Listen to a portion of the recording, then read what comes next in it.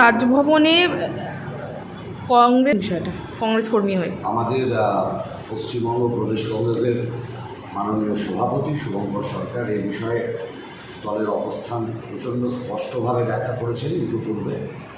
আমাদের বক্তব্য, উপযুক্ত পুনর্বাসন ছাড়া হকার উচ্ছেদ এটা সংবিধান বহির্ভূত কাজ। মানুষের রুটি রুজির যে অধিকার, সেই অধিকারকে এভাবে কেড়ে নেওয়া যায় না। উপযুক্ত পুনর্বাসন দিতে হবে তাদের। এর পাশাপাশি আমাদের যে বক্তব্য, যে রাজ্যের মাননীয় বর্তমান মুখ্যমন্ত্রী তিনি কয়েকদিন আগেও রাজ্যের মাননীয় বিরোধী দলনেতা ছিলেন। যখন তিনি বিরোধী দলনেতা ছিলেন তিনি তখন বারবার করে হকার উচ্ছেদের বিরুদ্ধে সরব হয়েছেন, আমরা দেখেছি।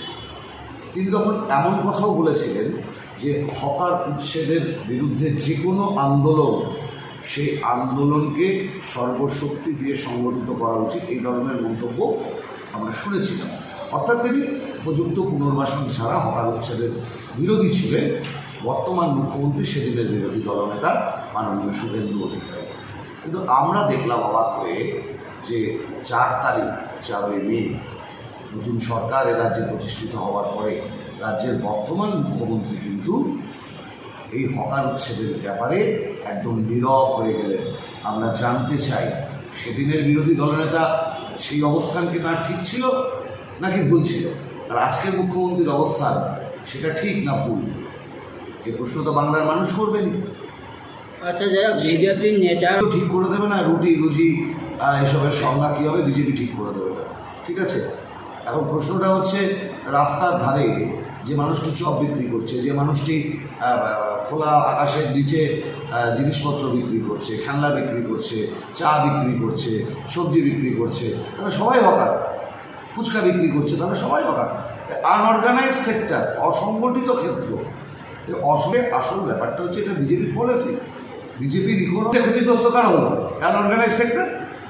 আর ফুলে ফেপে লাভবান কারা হলো? শপিং মলের মালিকরা।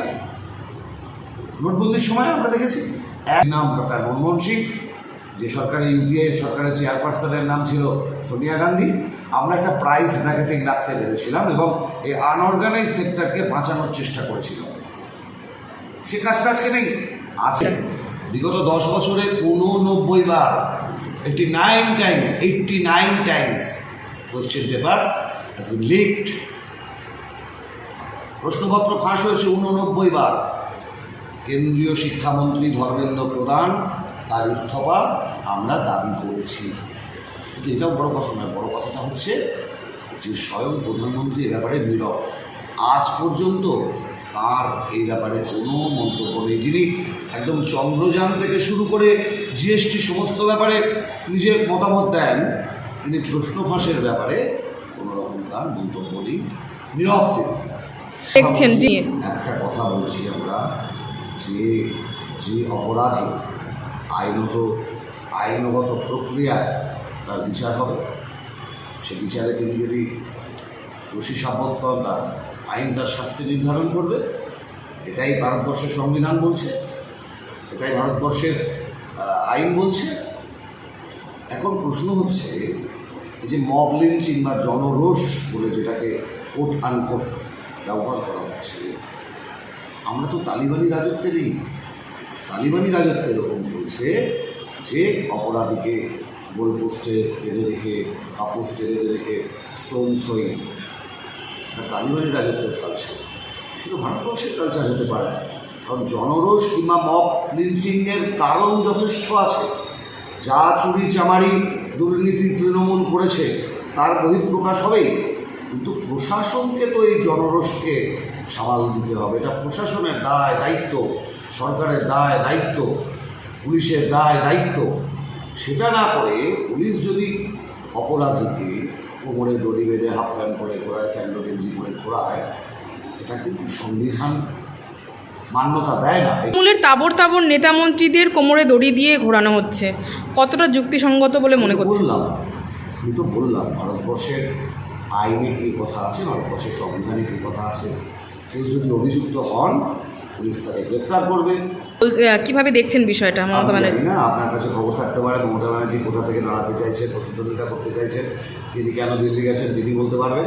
আমার কাছে তো সে খবর নেই মমতা ব্যানার্জি কোথায় বহরমপুর থেকে দাঁড়াতে চাইছেন না জঙ্গিপুর থেকে দাঁড়াতে চাইছেন, এসব খবর আমার আচ্ছা দাদা, এটা বলতে আপনারা সংবাদ মাধ্যমের প্রতিনিধি, আপনারা নিশ্চয়ই গতকাল আমাদের সর্বভারতীয় জেনারেল সেক্রেটারি কেসি বেণুগোপালের প্রেস কনফারেন্স দেখেছেন, সেখানে স্পষ্ট জানিয়ে দেওয়া হয়েছে এবং জয়রাম রমেশ আমাদের শীর্ষ নেতৃত্ব তিনিও জানিয়ে দিয়েছেন যে এটা পুরোটাই একটা রিউমার। এখনও পর্যন্ত দিকে দিকে কংগ্রেসে যোগ দেওয়ার একটা হিড়িক পড়েছে, কিভাবে দেখছেন কংগ্রেস কতটা শক্তিশালী হচ্ছে? স্বাভাবিক, এটাই স্বাভাবিক। সব পথে এসে মিলে যাবে শেষে 10 জনপথে। কংগ্রেস ছাড়া তো গতি নেই, সবাইকেই কংগ্রেসের কাছে আসতে হবে।